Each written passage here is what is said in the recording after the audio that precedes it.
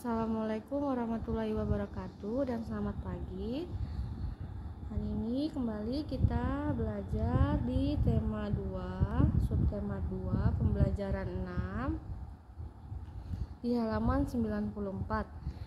Pada pembelajaran 6 ini yang kita bahas yaitu tentang membuat laporan hasil wawancara dan juga hak dan kewajiban terhadap hewan di sekitar. Menulis laporan hasil wawancara. Pada pembelajaran sebelumnya, kalian telah berlatih melakukan wawancara.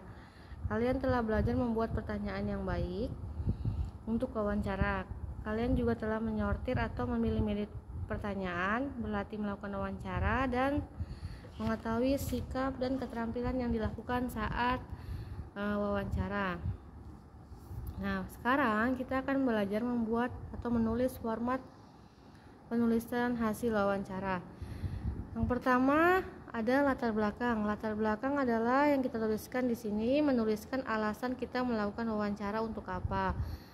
Misalnya alasan kita melakukan wawancara itu untuk mengetahui informasi tentang hewan langka yang ada di Indonesia. Terus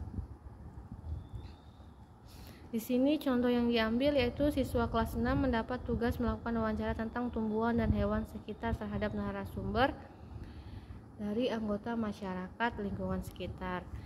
Yang kedua, maksud dan tujuan. Maksud dan tujuan ini menuliskan maksud dan tujuan yang dilakukan wawancara. Apa tujuan kalian untuk melakukan wawancara ini? Yaitu ingin mengetahui tumbuhan dan hewan yang ada di sekitar lingkungan. Tujuan diadakannya kegiatan wawancara adalah untuk menggali informasi lebih banyak serta memperdalam pemahaman tentang berbagai hewan atau tumbuhan di lingkungan sekitar. Pemahaman meliputi karakteristik tumbuhan dan hewan serta kaitannya dengan habitat hidupnya serta hak dan tanggung jawab peternak terhadap lingkungan. Kemudian yang ketiga, topik wawancara. Nah, topik wawancara inilah menuliskan tumbuhan dan hewan di sekitar yang kalian tanyakan kepada narasumber. Yang keempat yaitu menuliskan waktu dan tempat kegiatan. Kapan dilaksanakan wawancara itu, hari, tanggal, waktu, dan tempatnya. Yang kelima, melapor laporan hasil wawancara. Menuliskan narasumber wawancara dan hasil wawancara. Narasumbernya, contohnya narasumbernya siapa, wawancaranya siapa, hasil wawancara, hasil yang didapatkan dari mewawancarai masyarakat tentang tumbuhan dan hewan di sekitar itu apa saja ditulis di laporan hasil wawancara.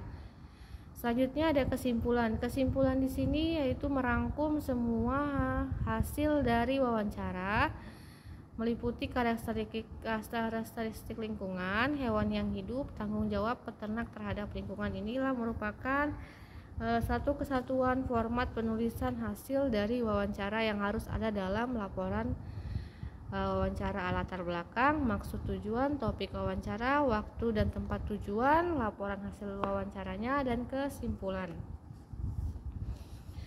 Nah, hak dan kewajiban terhadap lingkungan di sekitar. Banyak jenis hewan yang menjadi langka dan terancam punah. Melestarikan hewan yang langka yang terancam punah merupakan kewajiban semua warga masyarakat. Nah, pada pembelajaran sebelumnya kita telah mempelajari hak dan kewajiban terhadap hewan yang ada di sekitar. Kita perlu menjaga keseimbangan dan kelestarian hewan-hewan tersebut untuk kelangsungan hidup seluruh makhluk di muka bumi ini ya.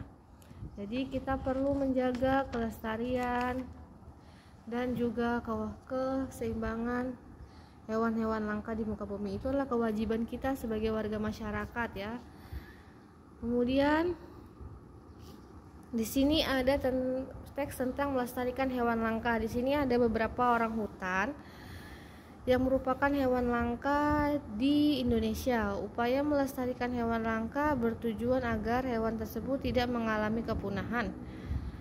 Kelestarian sangat bermanfaat bagi kehidupan manusia, baik secara langsung maupun tidak langsung. Sebagai warga negara yang baik, kita berkewajiban dan bertanggung jawab untuk melindungi dan melestarikan hewan langka tersebut. Ada beberapa cara untuk melindungi hewan langka, yaitu pertama melakukan kegiatan penangkaran hewan langka.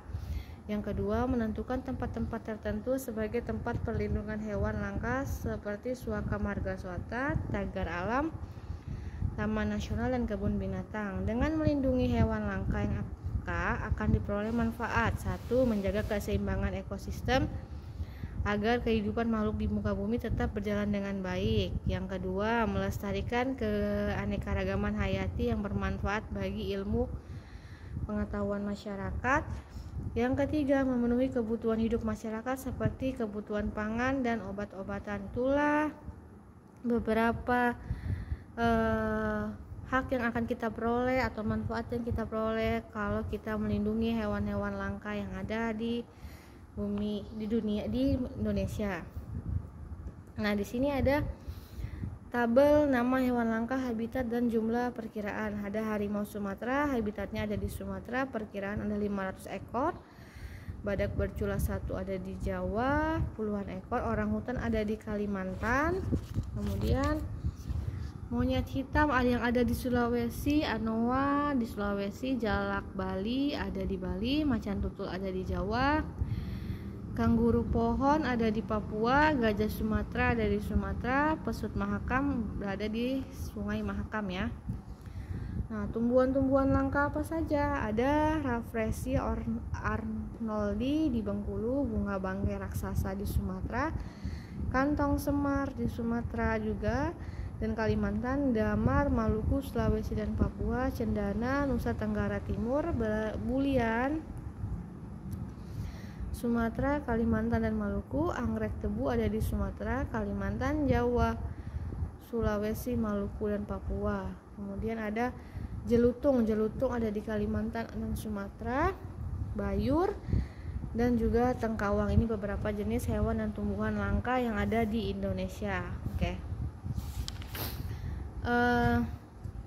Mungkin itu saja materi yang Ibu sampaikan hari ini mengenai laporan hasil wawancara dan maupun hak dan kewajiban kita terhadap lingkungan sekitar dan menjaga dan melestarikan hewan-hewan langka dan tumbuhan langka yang ada di Indonesia. Untuk tugasnya hari ini, silakan kalian mengerjakan bukunya latihan akhir subtema 2 di halaman 104 bagian A dan B. Maaf, Ibu nggak bisa buka bukunya karena ibunya sudah Ibu isi, jadi silakan kalian buka sendiri di halaman 104 latihan akhir subtema 2 bagian A dan B. Untuk tugas hari ini mengerjakan latihan akhir subtema 2 bagian A dan B ya. Terima kasih. Wassalamualaikum warahmatullahi wabarakatuh.